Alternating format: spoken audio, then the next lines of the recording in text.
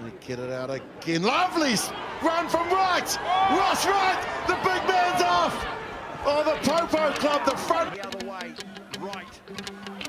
Good burst too from the Northlander, Ross Wright.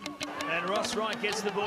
Hawkins inside, and then the late give, and hitting it at pace is Kaipara on the inside. Here's Wright, Matty Wright, Wright. Do anything. They're off to the races. Wright gets it away to Ranger. Turning it back on the inside. Oh, and a brilliant ball to Matty Wright. He's got Gregory with him. Oh, that's a stunner. That is a brilliant try. Nicely for Debrasini into a hole. Pass back on the inside, and Matty Wright is in for another one. Good evening, people. We're back. Couple teams been flat out over the New Year's period. Just couldn't get any recordings in. The studio's been quite busy, so I've had to have a bit of a holiday, just refresh from my podcasting career, and but I've made up for it today. That break, I've made up for it. Today I have a couple of the most notorious brothers that have played for the Northland Taniwha, and what a day to do it. It's Waitangi weekend. What better than one white dude and a couple of Māoris to really chew the fat about some of the hard issues. But without further ado, I have the Wright brothers here for the Tanis. We've got Matty. He's played obviously for the Northland Tanis. He also ventured over to France and played in the Pro D2 for Narbonne. And I know one of his proudest moments is being in the Rodney Team of the Century. It's iconic that we're out here in the Kaipara, in the Rodney region, where the Wright brothers are just from down the road in Welsford. There's no other picturesque setting I could have found. This is actually at Trev's house, where I resided when I first got to Northland, so cheers, Trev. But hey, boys, let's start it off when you were a bit younger, eh? Take us back to Welsford and playing together. Start with you, Uncle Tuck. I guess growing up in a small town, Welsford, probably not so small now, but back then it was. It's the super city now, eh? Yeah, apparently classed as Auckland. Apparently it's part of Auckland, so. But technically Northland still. I guess growing up as kids in Welsford was, pretty small townish, country sort of style. I feel you. Yeah. Probably didn't get into rugby till we were, 11, 12? Yeah. We pretty much played soccer up until then, so... Fuck, it's crazy. A lot of boys that have played footy, they all a lot of them started at soccer, or the skillful ones anyway, boys, eh? Yeah, Mum wouldn't let us play a contact sport for Yeah, same here. for how long. it was sort of like we, I guess, grew up from 5, playing soccer, and I think we both played rugby at school, during lunchtime and all that kind of stuff, and then all our mates were doing it, so we thought, we wanted to play rugby, so we just ended up doing it. The first team was Port Albert. Yeah, Port Albert under 13s. Was my first crack at rugby. I don't know about you. Yeah, it was out Port Albert. I think I was in that same team with you, but we did that haka with old Buck Shelford. Remember that? Yeah, that's right. Yeah. It was for a TV ad or something, and we were trying to do a haka. What an honour. Any man that has fucking sacks teared open, that's someone you want to do a haka beside. There's no doubt. Legendary, eh? His money is literally leaking out of him, but he's still fucking got plenty. Unreal. Well, we go from the early days when the boys are playing soccer, and I guess you're probably building up a bit of anger and whatnot playing soccer because you really wanted to get to rugby eventually. Definitely, yeah. Yeah, that's how it was, eh? Yeah. All those, before you start playing rugby, a bit of a build-up of anger and aggression, you just want to unleash it on someone. Well, most of our mates were playing rugby and we were over there playing soccer, So. Yeah, and you're watching them, you're like, I can't wait to get on that field and smack someone. What an honour. So what age do we get actually into rugby? For Tuck, so you would have been 13, and it was the same time, so I would have been 2 years under him, but I don't, I was as tall as that crate of speights there. Well, nothing's changed. Back when I was 11. Same fucking size. So there wasn't much anger built up for me. I was just running and running. Yeah, no, so I wasn't enjoying it for the first few years, but I was just doing it because we were all doing it, all the boys were doing it. I guess when we first started, it was more. It wasn't serious. It was more just for fun, and it was. So neither of you really had aspirations for Northland when you first. Did you used to watch the Northland games? Uncle Stu,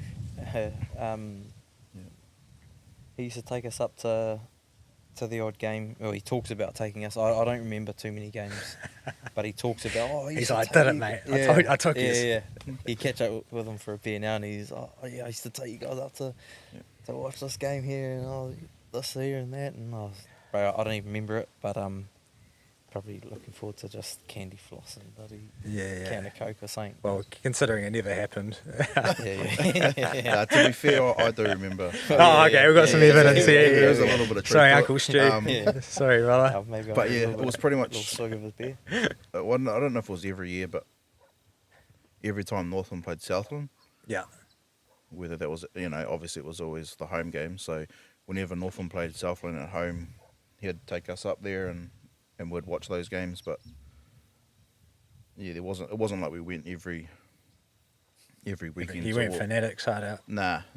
But we were there and we were watching those games. But it wasn't like we were, we had aspired to be in those teams, if you know what I mean. Yeah. Yeah, that didn't come till a little bit later. What age do you reckon that came? To wanting to Just to be a Be a Tani? Tani? You're like, I really want to be a Northland Tani. Oh, for me, it was probably end of high school. Yeah. So I sort of made the That's pretty late, eh? yeah, I made the Northland Academy while I was still in school, and then that's sort of when I guess I sort of had the thought that I might be able to crack it into there one day. Yeah. Yeah. So some might say it's a bit late, but Nah, it's Yeah, never. Bro, it's never too late, eh? Especially if you got the Yeah. drive to do it. Yeah. What about you, Matty? When did you start thinking?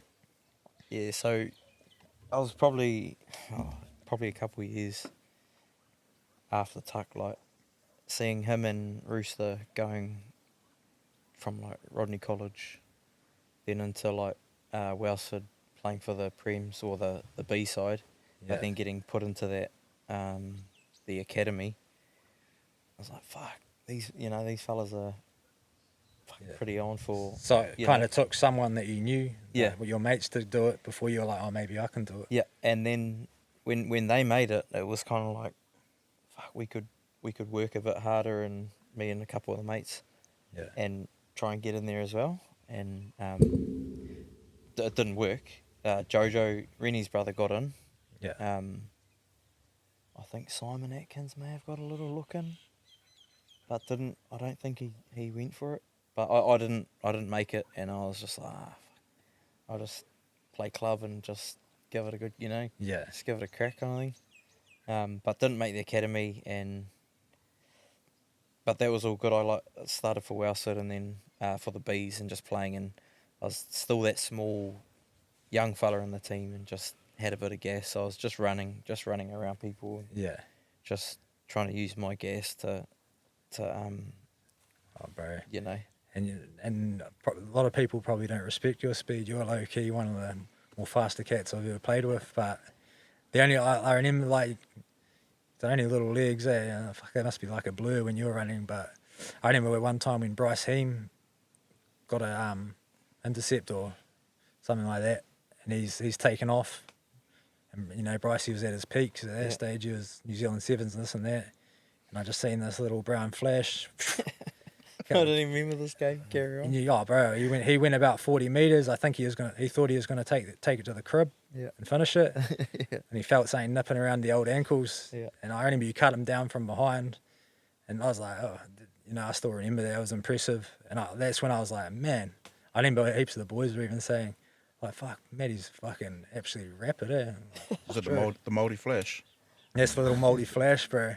Sure, it wasn't Fedia Meltzer. Yeah. Oh, Don't Fitz. He comes out every take- podcast, bro. that replicates what a goat he was. Yeah. He was on the other side, on the other wing, I'm pretty sure. But yeah, bro. Keep going with where you're at, because Oh yeah. just want to get on your so speed just there. just carried on with that. The Welsford Bees, just like I say, just young, and back then the Bees was just full of like older guys that were sort of on their way out. And for us younger fellas, we could sort of take advantage of that, I suppose, and get around them and whatnot. And then ended up making the Northland under 18s, but kind of only just like they pretty much had a team, an under 18s team that was filled with academy players. Yeah. But there was a couple of us boys, from Welsford that weren't in the academy, but we made their under 18s. Yeah, that's mean, coming in from the outside. Yeah, and it was probably because there wasn't like that. So from Rodney, your next step is just straight to Tanis. senior rugby. Yeah, you know what I mean? Oh, yeah. But if you're up in Whangarei, I think at the time you out of school you go to like under 18s or something like that back then. Yeah. Um, So you wouldn't have played in the same team when it was age group, eh? Tux. Nah, Slightly I'm a older. couple of years older. Well, Yeah, right. year and a half older. So So you would have reunited at Prems, Welsford Prems first. yeah, there was so these fellas had left school already. They were playing for Welsford, and yeah, me and the other guys that were my age were just going through that Rodney College thing. And I remember one game we had it was Rodney College versus Mahurangi at the Welsford rugby fields, and we were like a curtain raiser for the Welsford Bees, and then the Prems game after Curtain that. raiser for the bees, eh? Yeah. Solid. But for us, we just school Yeah, boys, and hard. Oh, we're going to definitely. end up there eventually, and we knew most of the players in the Yeah. Bees, and so we played, and we beat Mahu. Back then we didn't beat them too often, but we beat them that game. I think there was like 5 points in it or something, but we got that, and then the Bees were up next.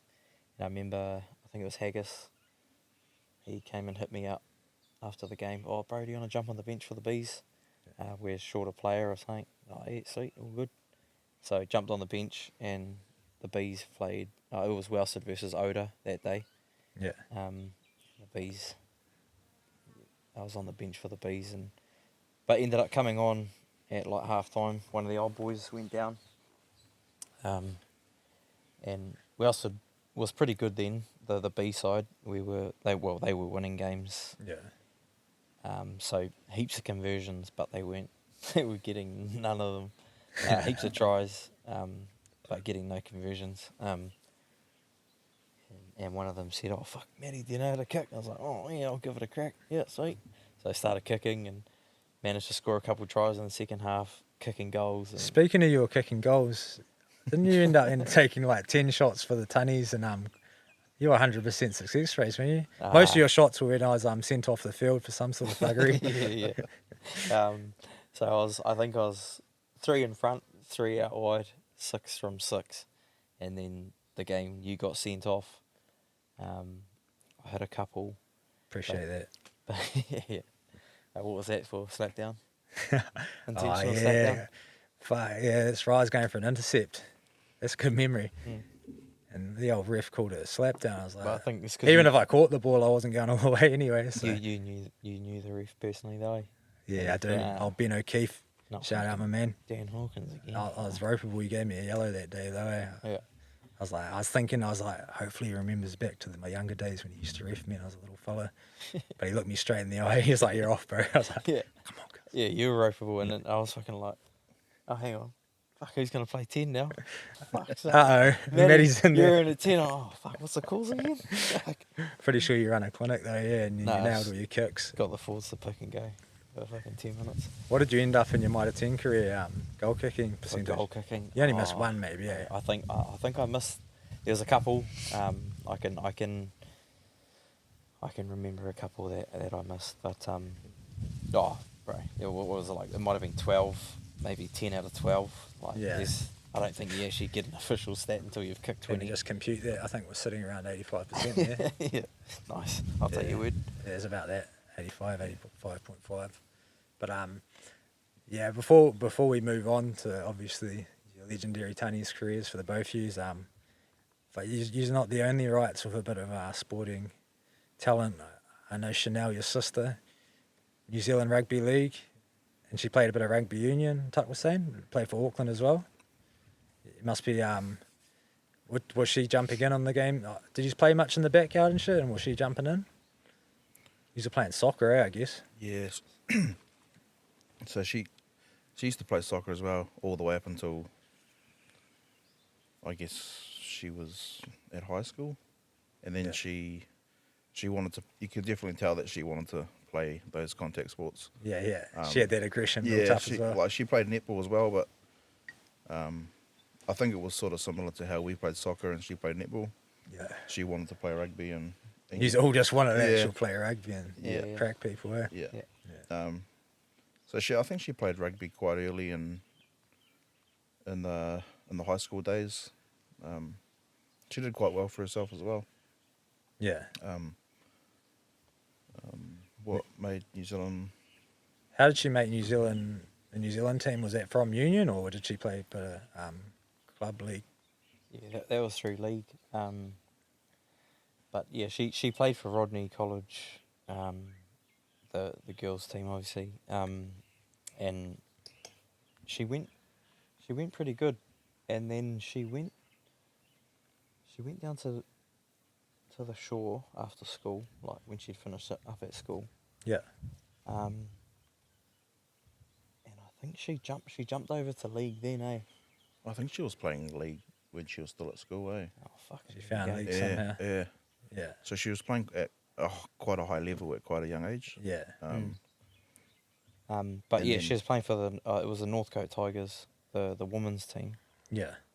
And she was going right. But I think back then, with league and union, back when she was playing, like if you were good at rugby, it doesn't matter union or league. If you were good at rugby, you can transfer quite easily. Like I think she was playing Saturday union and then Sunday league. Sunday league. Yeah. And she was just going through it. She made the Auckland NPC team back then. She was an outside backer. Yeah.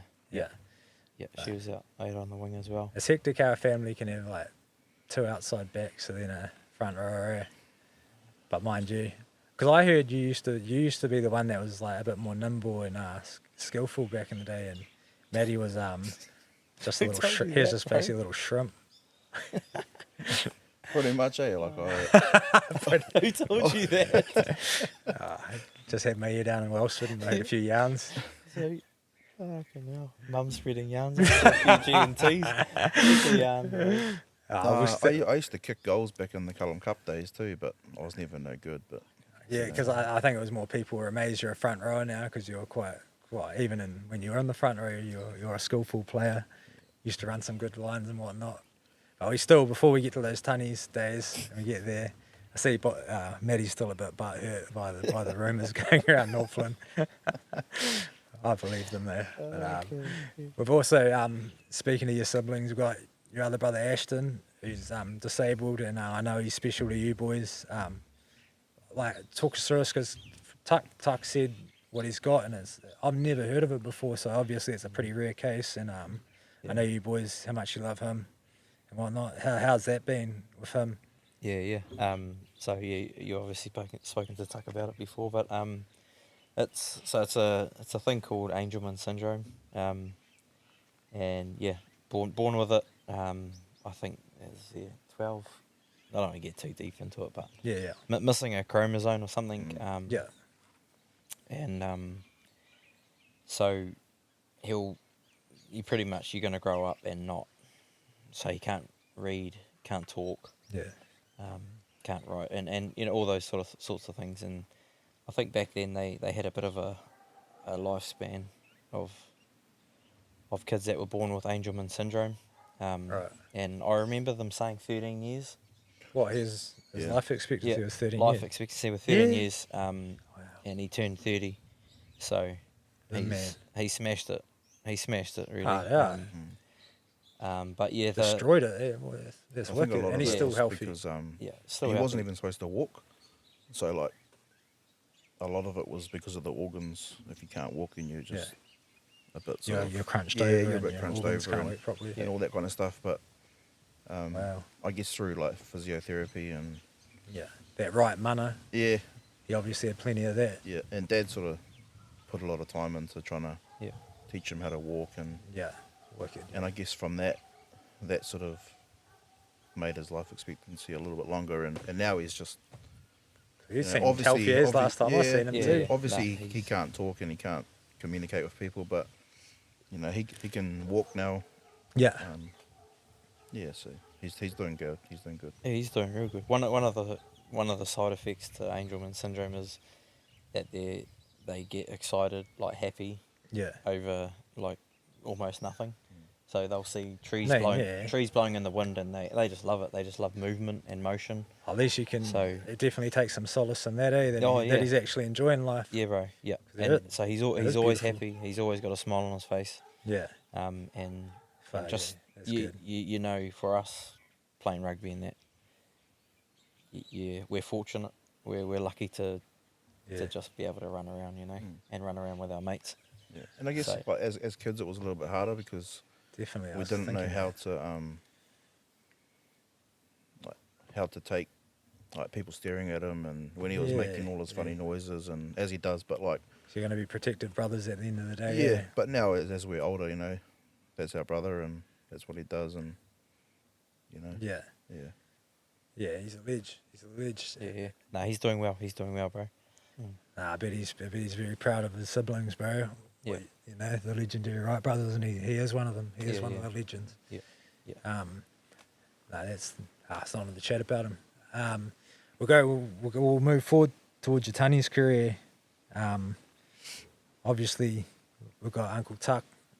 He's played over 100, and there hasn't been that many that have done it. And we touch on that first because we're in the Northland gym now. We've got every single centenarian on the wall with photos of them and stuff. It's dope to look up at when you're doing a set, especially when I'm doing a massive set. Squats or On something. the squat rack, eh? And I'm struggling to get that I'm right 90 there. up. I'm right there in front of you. Fortunately, you're right in front of the squat rack, bro. And my legs are shaking. I just fucking send one eyeball up, Yeah. and there he is, bro. And pop, that squat's finished. Yeah. Beauty. Got it 60 up. kilo. Lovely. Box squat too. Can't go too low here. But what about for you, Tuck? What was that to make a hundy? Because I know growing up here, it probably even means more, you know. Yeah, bro. It's obviously now that I'm finished, it's quite cool to look back and sort of know that I'm in that sort of that group that have played 100 games. Hard. But in saying that, it was never something that I wanted to just go out there and achieve. It was, Yeah. you know, I just went out there to play rugby and just have fun. But to obviously to be there, it's pretty special, bro. And there's some legendary names up there. Hard out. And bro, there's going to be legendary names that are still to be up there. You know what I mean? So In saying that, it's going to get 100. It's going to very much be tough to start getting a hundy because the comp's shorter. Yep. They used to pump out a lot of games in a short amount of time. Now we've got 10 games a year, 11 if you make the quarters, 12 if you make semis, and 13 if you make finals. So 100 games probably, you know, it's going to be 10 years at least to get there without injuries and that. So yeah, bro. And players are going overseas a lot more Exactly, frequently yeah. now, which Very makes true. it even harder. I'm guessing back in those days, you know, players didn't go overseas like they do now. So you have to jump on an old fucking cruise ship, eh? yeah, Take you a year to get there. Beauty. But yeah, 100%. But man, even just like Norman Berryman, the Goings, all that, you know, some of the, not only just Northland legends, yeah, but New Zealand legends. New eh? Zealand, Yeah. and also characters, you know, Yeah. especially Storm and Norman from the yarns I've heard about him. But yeah, that's hectic. And obviously, Matty, you played your 50, and even 50, like for me as well, that was a huge honour. Like you don't know if you're gonna make 100, but getting to 50, you're like, Yeah. that's a big enough achievement, let alone 100. You know, how was that for you? Yeah, bro. That was cool. like you say, the 50, you just don't know. Like I started my first year for Northland when I was 24, so probably a bit late compared to other fellas around. And I was just taking each game, each year as it came, sort of thing. Wasn't thinking too much about it. But yeah, got close to the 50 and just had to go again. But yeah, there's a few yarns about that too. Like I wouldn't have been able to sign for Northland on my last year.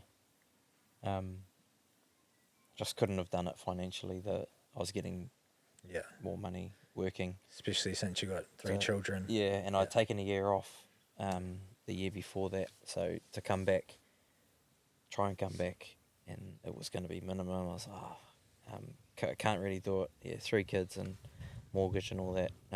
But yeah, Tuck actually jumped in and sacrificed a bit of his contract. That's right. For me to bump my contract up a little bit. That's dope. Which it just it meant a little bit more as well, you know. For you know, somebody else is out there. He still had to pass a fitness test to get a certain contract. Yeah, that's right. They're always on your back about fitness, Yeah, Right. Never ending. Yeah, rubbish sacks and all. Story of my life. Years later. Yeah, so that answers the question. No, they still do it to them these days. Oh, that's wicked though. But yeah, so he passed his fitness test and managed to chuck a few dollars my way, which got me through that last year. And yeah, like I say, it just made the 50 even more. Just better, just appreciated it a whole lot more. And was that the year that you were going to get 100 as well? Like there was a good chance when you... So my 100 games was his 50. Fuck, that's right. I was too. A famous win over Taranaki. Yeah. So which made it even more special, bro. Like, you know, obviously playing 100 games is cool, but having my little brother there, hard. Getting his 50, along with 2 other boys, Sock Josh, and Cutter. Goody. Oh, 2 other goats. And Goody as well. And Goody. As well. Yeah, That's right. Yeah. So it was pretty cool, That was a heck of a do that night too. I remember now. Yeah. I just remember. Yeah. which was cool, bro. It wasn't just about me that day. It was, the boys ran out. Nice. So yeah, it was. So the team ran out, and then us boys with our 50s, we ran out.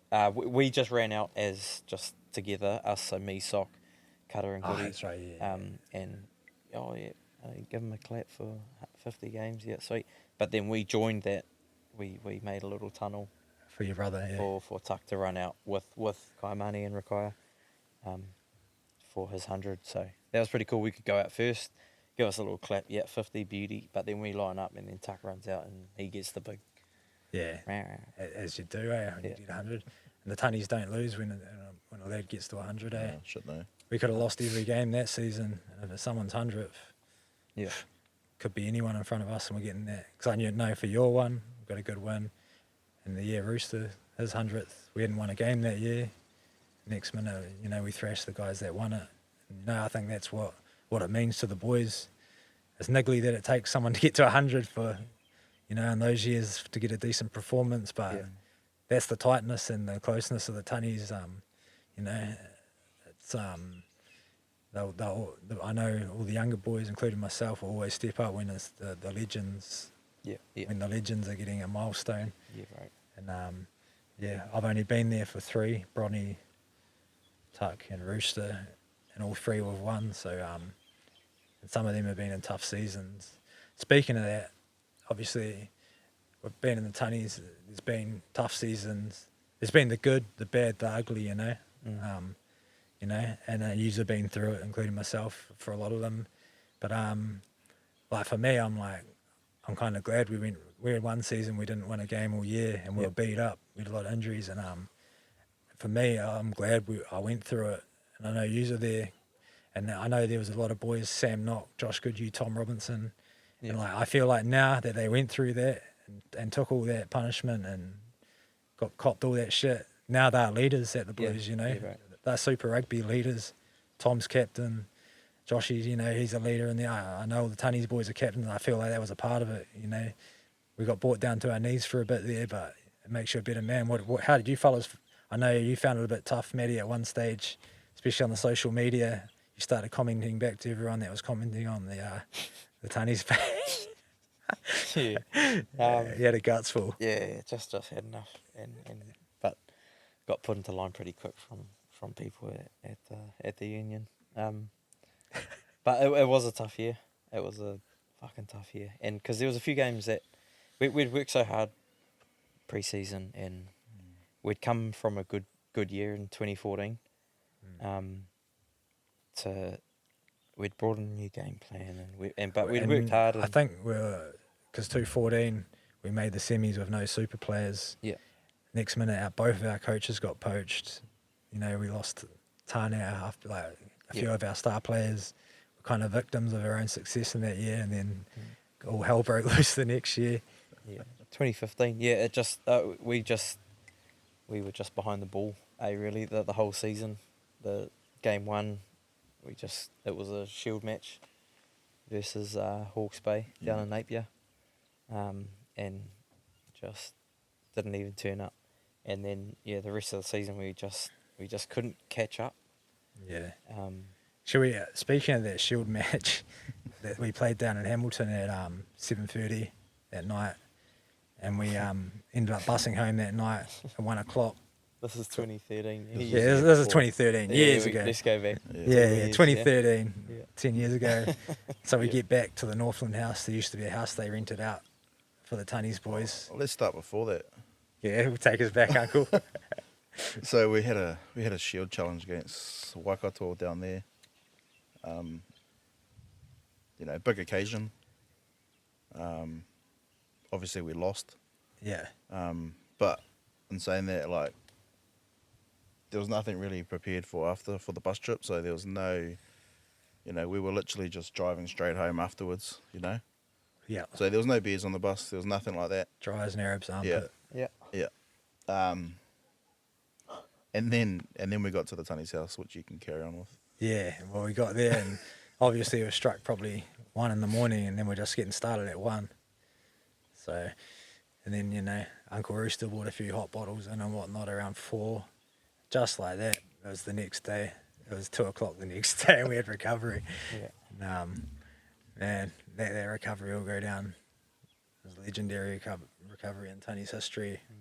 I remember we were driving Rooster. No, this is years ago. But I was still in my number ones from the night before, and when I turned up the recovery in my number ones, God bless Uncle Rooster Ranger. Oh, brother, nah, you can't go in that. Gave me a pair of his old stubbies, one of his old hunting singlets, rolled way too big for me. Rolled in there, and we still had the boil up from the night before. There's a boil up in the car, and I grabbed that. Rolled into recovery with a pot of boil up and some stubbies and one of Rooster's hunting tops. I was shitting myself too, hiding in the corner of the pool. But that was, it's crazy how far the Tanis have came since then. At least you made there's it been to some recovery, wild, at least we, bro. That's been I can't say no I shit, We eh? didn't make it to recovery. Yeah. Oh, that's right. was Uncle probably didn't at make Matt's it. house on the bed We're somewhere. on the couch, yeah. And I think Matty, you copped a suspension for drinking that night, and everyone else got off. Yeah, so we had the old I was with them. the physio buddy I was with read out the Yeah, injury Tuck, list. Uncle Tuck, the right boys. Physio read out the injury list, and I'd cramps through that game, so I got put on the no alcohol list, and fuck, there was such a big build up to that Rainfilly Shield match. Yeah. my first, and just we'd built it up so much, but we lost. But I went off for cramps, and I thought, fuck, surely can have a beer after this just to wind down. Nah, I'm on the list. Nah, fuck that. So I got back to Whangarei and Couldn't help yourself. couldn't help myself, bro. Murdered the first speights that was in sight. Yeah. That's right. Saw Dubsy at the gym the next day, and he'd asked me. He was so close to my face. Yeah, did you drink last night? And I'm You can smell the liquor on the breath, eh? I got Jim Beam on my breath. I'm like, nah. Oh, I had one. I said to him, Fuck, yeah, sweet. That's enough to get, buddy. 2 games. 2 game suspension, wasn't it? Little did you know the games, skullduggery that was going on the night before, eh? 2 games Fucking least of suspension. the problems. But it was cool. Like it was shit to get stood down, but it was cool. Like Fids came in after that, Yeah, fuck. and bro, he Hard. carved up, man, and it was pretty cool to see. Fids went mean. That's one of the dope things about the Tanis. Like, as you said, that's someone that's going for your position, but I think the Lubs is that tight, you know. You're happy for the boys that Bro, get a shot in front of you, you know. Yeah.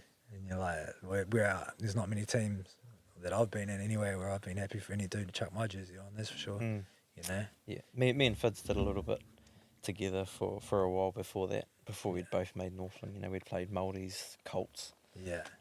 The Northland Māoris, the senior team, and then we'd both made the squad, and then we both got contracts, kind of thing. So we were kind of working together, and yeah, it was cool to see him get in and go well. That's wicked because you know, I don't know if that'll happen in a lot of provinces. Yeah, You know, dudes in the same posse actually teaming up and trying to get better and being happy for each other when one of them got the start and whatnot. Yeah. But I'll start with you, Matty. We'll get back. You know, that obviously a legendary Tanis career, plenty of yarns in it. We can't go through them all. We've only got a certain amount of time. But you ended up having a look in France and Narbonne in the Pro D2. Tell us about that, because I know it didn't all go to plan, and you know, it was a bit of a horror story in the end on some assets of it. But yeah. yeah, So that year, 2015, for the Tanis, where we didn't win a game, the last game of that season, we played North Harbour down in North Harbour, and I went okay. I played alright that game, and a guy, Dan Halangahu, who I think he's with the Blues. he's with the Blues. He coaches the Blues now. But at the time he Assistant coach. was assistant coach for North Harbour. But he'd been going back and forth from Narbonne playing to North Harbour playing, Right. sort of back and forth, and over in Aussie as well.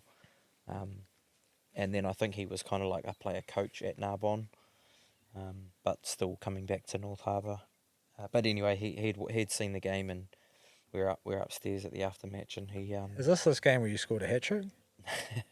Oh, hang on. We No. almost went over that. Oh. no. Yeah, okay. Yeah. Back to this game. You probably all remember it. You know, young Matty Wright, 3 tries versus a decent Harbour team. One was a chip and chase to himself. Caught it. I think he hurdled 2 blokes. Whacked the other guy and took it to the crib for his hat trick. Made a couple All Blacks look silly along the way. And no wonder you got a sniff from Helen Gahu. Yeah, you didn't. I should have just said it was that game. Yeah, no. Yeah. It definitely wasn't that game, and I don't. That's not how I scored those 3 tries either. But 2015, played alright in that game, and Helen Gahu hit me up at the aftermatch and asked if I'd be keen to give this little France gig a crack. And I think I was, at that time, I was sort of ready, not because of that season that we had, but I was ready to give, like I say, I had my first game, 2012, I was 24. Yep. So I was getting on, I was sort of at the end of 20 and in my 20s, and wanted to give overseas a crack. Yeah. I had 2 young kids at the time, so it would have been pretty cool to. So you're envisioning the dream, go to France, Yeah. take the missus and the kids, and Yeah. just And live a different lifestyle for a bit. yeah, so like you said earlier, it was a Pro D2 team. Yeah, still a good grade of footy and still. Oh good yeah, point in yeah, it. still good rugby. And the coin would have ended up being the season's longer, and obviously opposite with winter and summer Yeah. and that. But You had a few boys from New Zealand in that team, right? yeah, Piri Yeah. Wepue and Pity, the Te Lata? Te Lata. Yeah. Stephen Brett was there. I use some goats in there, man. Yeah, bro. And there's a couple others, couple Aussie boys. Huia Edmonds, he had a few caps for Aussie as well. Yeah. But yeah, so got over there with my wife and 2 kids, and it was, like I say, it was similar money to Northland, but just wanted to go for the experience, just get overseas and just experience something. Yeah, have a geezer. Yeah. But yeah, when I got over there, bit of shit hit the fan, and the old CEO got the sack. New guy come in. He was a Frenchie, and the coaches got booted and brought in some French coaches and stuff. So us foreigners, I won't just say us Kiwis. There's a few of the Aussie boys, and So you got signed by a group of coaches and stuff, and they were gone pretty much by the time you got there. yeah, bro. It was like within a week, they had all gone. A couple of them had already been back. They were back in Aussie, and we were just sitting there like Pity and Namir Tialata, and that they'd been in France for a few years already. Yeah. So they Knew the ways. they were a little bit more clued on. I'd only been there for a week, so I was just like, what's going on here? But yeah, so we sort of got pushed to the outside and outer side of the squad, but it kind of made us tight. You know, as us a group boys. of foreigners, Yeah. you mean? Yeah, the foreigners getting pushed out, but I stuck through it for that year, and no regrets, bro. It was an experience for sure. Renee, my wife Renee, ended up. Well, we found out sort of a couple of months into it that she was pregnant with our third. So she ended up flying home back here like 6 months into it. Yeah. And finished off the pregnancy and had baby over here, which I was lucky enough to fly back for, and got a bit of family time. I just know, I remember just feeling there was a little bit of a lack of caring from the French, from Narbonne's side. I remember you saying you went to the airport and they spelt your baby's name wrong on like on the visa. Yeah. So you just had a massive. Yeah. It was Renee had a big delay at the airport trying to sort the visa issue. Yeah. And just little things like that, you know. Like it's not hard to. Spell the name right. Yeah, like we'll send the names and all that through in an email. You put that on the ticket, kind of thing. But yeah, I don't want to bag Frenchies or France too much. It was still a wicked experience. Managed to get a white Christmas over there with the family and can't say that anymore, Matty. You can say it you want. It's your damn podcast. What are we hanging out with the white people. What's the rating?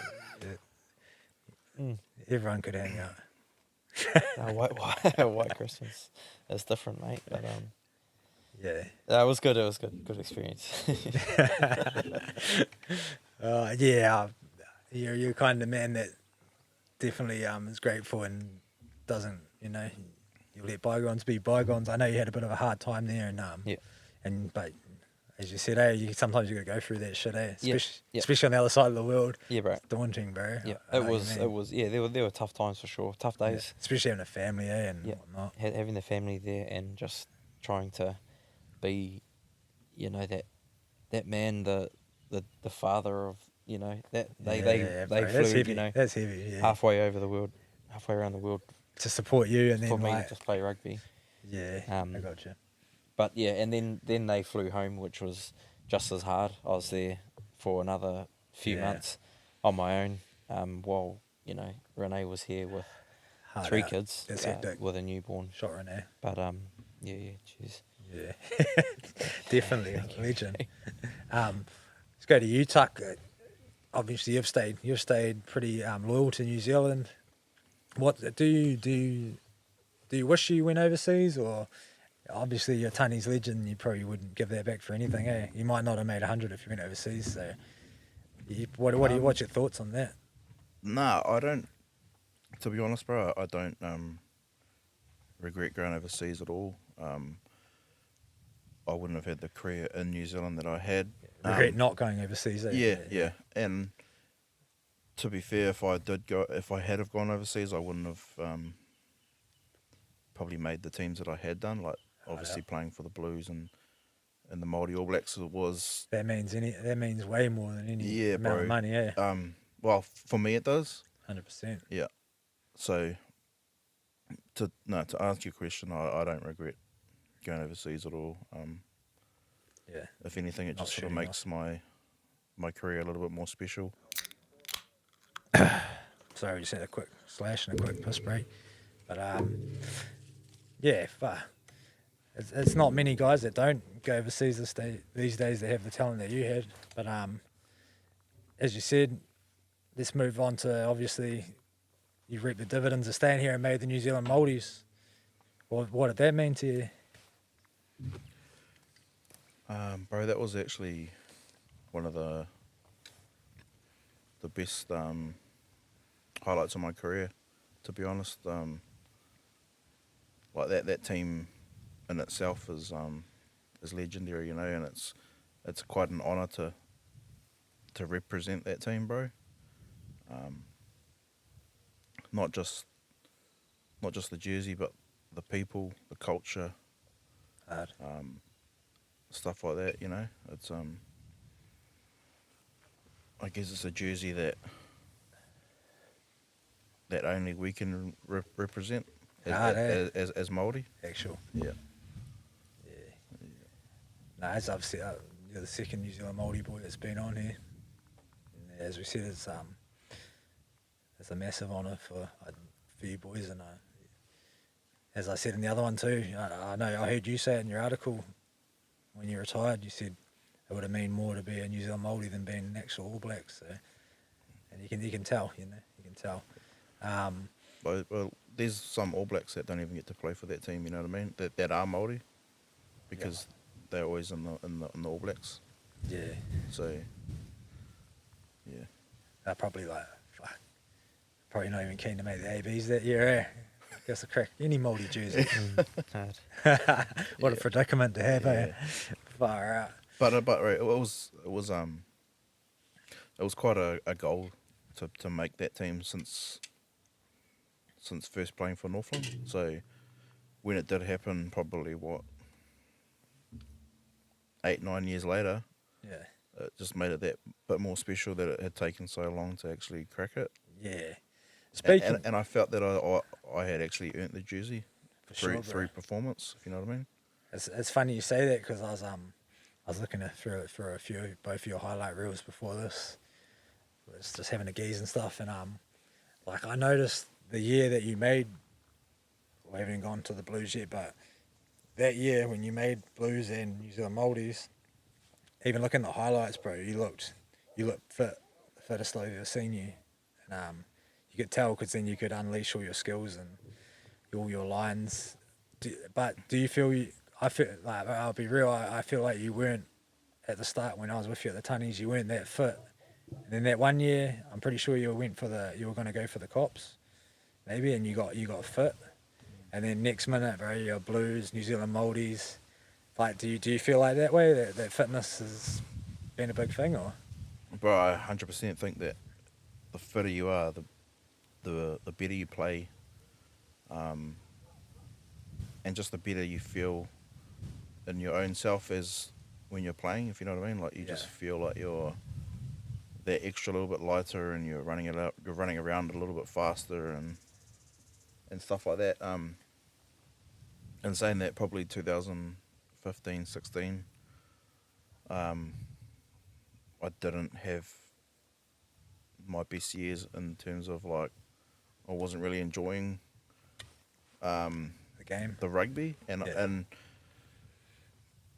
you know, we had a change of coach 2015, 16, which I'm not blaming was for the lack of performance, but you know, coaches have their players that they like and they don't like, and I feel like I was a bit on the outer those 2 years,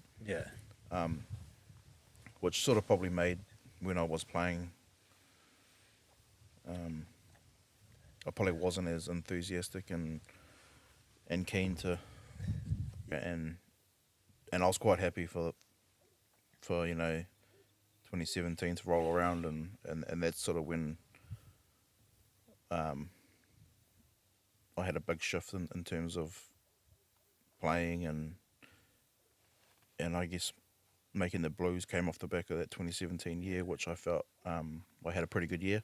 Yeah. Personally, and as a team, we did all right. I think we made semis. Yeah, that was the main year. Yeah. Yeah. So. Yeah, bro. It's because I could tell them when you were at your fittest, you know, it almost makes me wonder sometimes if you got fit like really early, like you could, you know, it might have even been an All Black fucking jersey waiting, but you know, such is life, bro. Right, it is, and I've heard that through my whole career, pretty much. You know. Oh, true. Yeah. Well, fitness has always been a work on, bro, and it's tough for a big man, eh? It's quite tough to hear when people say that, because you know what could have been. But yeah, obviously you never know. But yeah. And saying that, bro, I'm happy with my fucking with my career and what Definitely, I achieved, bro. So you should be. Yeah. But that was a cool year for me, 2017, because that was my first year back from France. Yeah.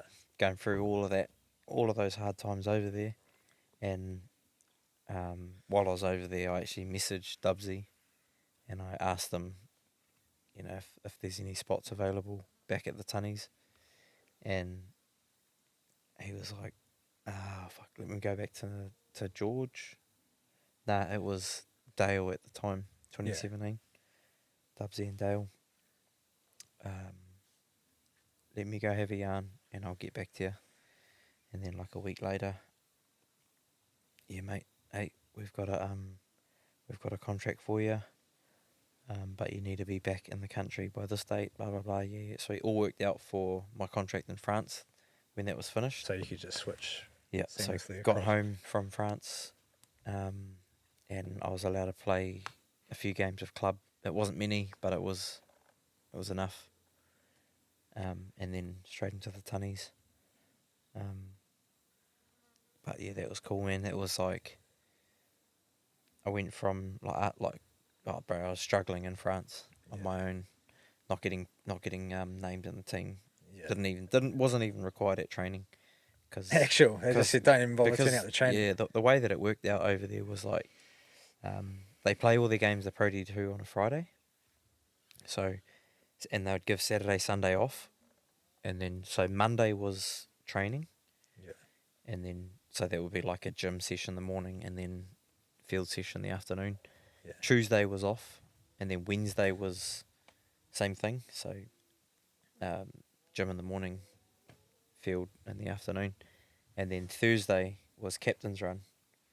And if you weren't playing, Thursday was you just pop in, and one of the it was like the assistant trainer, even he was pushed out of the squad kind of thing. The trainer got pushed out as well. And he was an English fella. That's but cool. he was the man, bro. Love him. So he was taking our sessions for the non-players in the squad.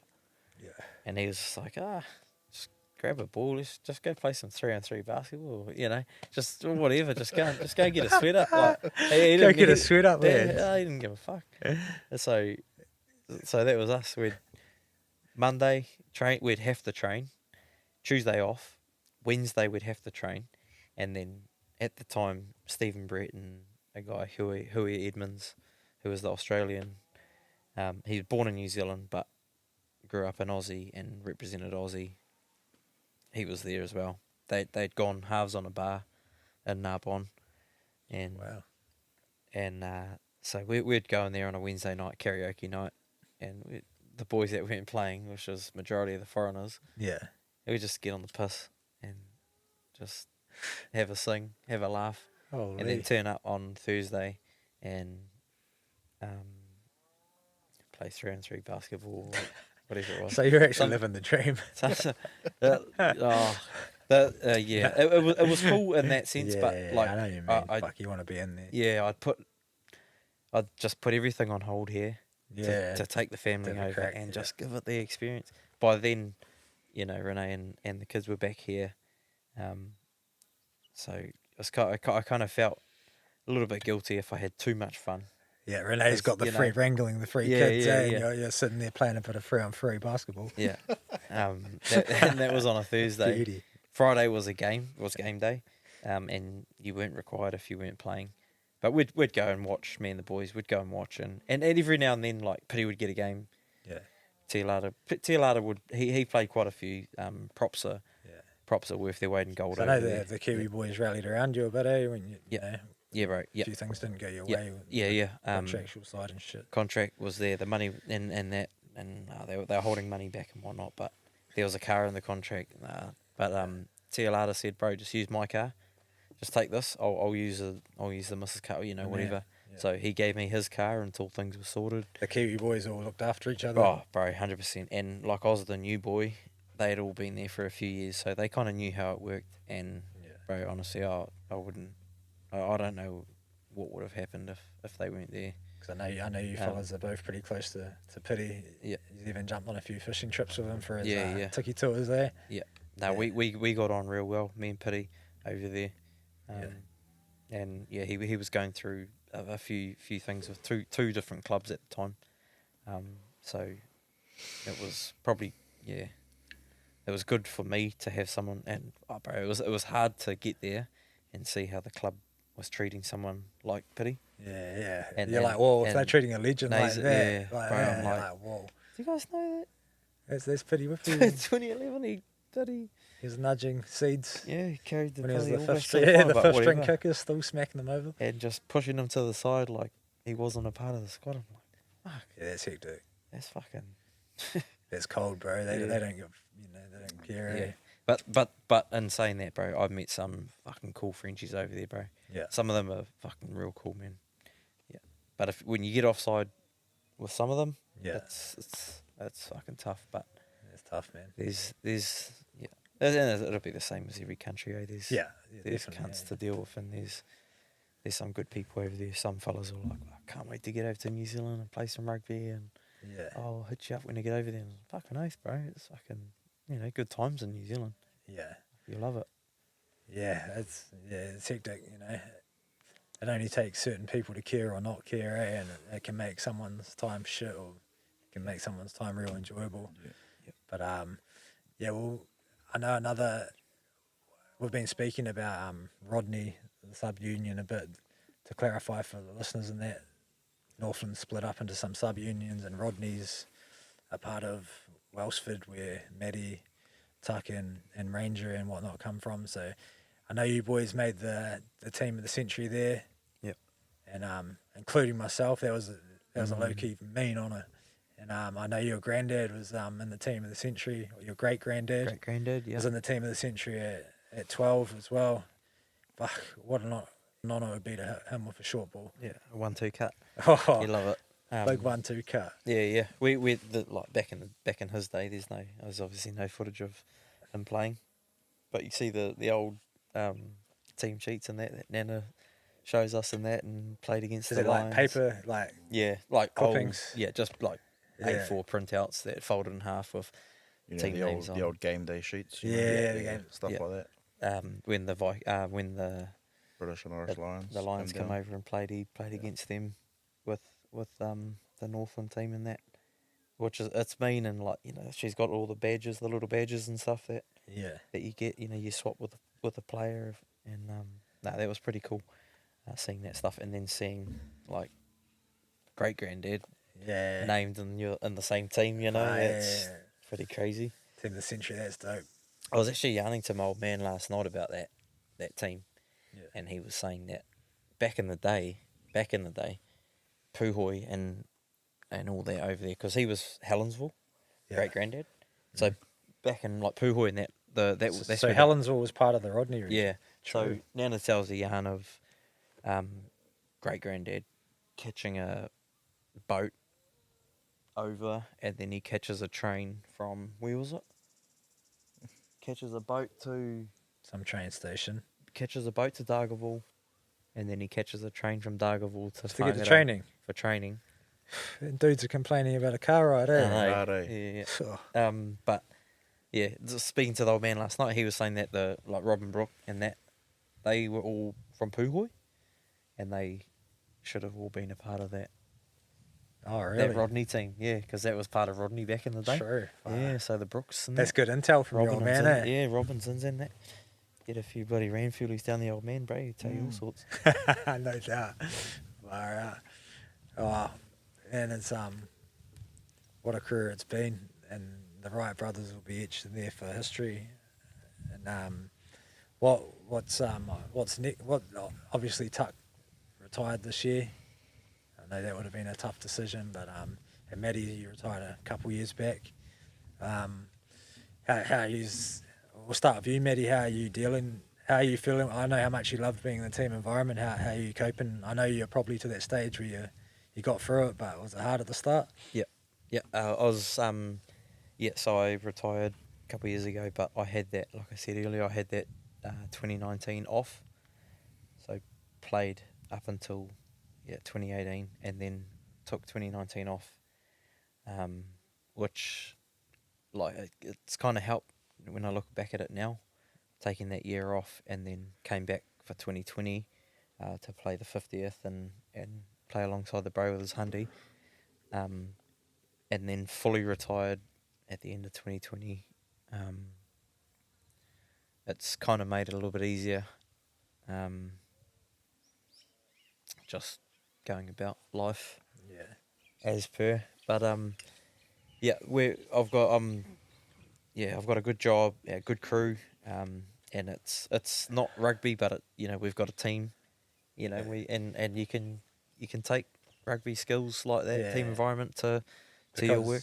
I feel like golf would have filled a bit of a void. I know you're getting pretty keen on golf, and that kind of happened at the end of your career, eh? And You're right. I reckon every rugby player will say it, and golf's different outlet. It's the perfect sport Yeah. to play once you retire. But you always think, oh, geez, I wish I played golf when I was a young fella, because it's so hard to get good at it now. Yeah. But you've got mates that have played it when they were younger, and they just haven't. Oh, I haven't played for 6 months, bro, and then they end up, hitting. Yeah, they're blessed. par, I used to play for Northland back in the day. And Yeah. got No, a I good wish I handicap played golf. on that. Yeah, I wish I played golf when I was a young fella, but that wasn't really a thing. It was soccer and. Probably didn't have clubs your size back then. Little tailor-mades. Yeah, they were plastic. That was the only issue. What about you, Uncle? How's you're obviously only newly retired, but I know you were having some second thoughts for a sec. Yeah. But I guess it probably might not hit you until the actual next Tanis season kicks off. But how are you feeling about it all? Yeah, bro. It was like you said. I probably did have a couple of second thoughts early on, but looking back now, bro. When I called it, it was time, bro, and I'm content with that decision.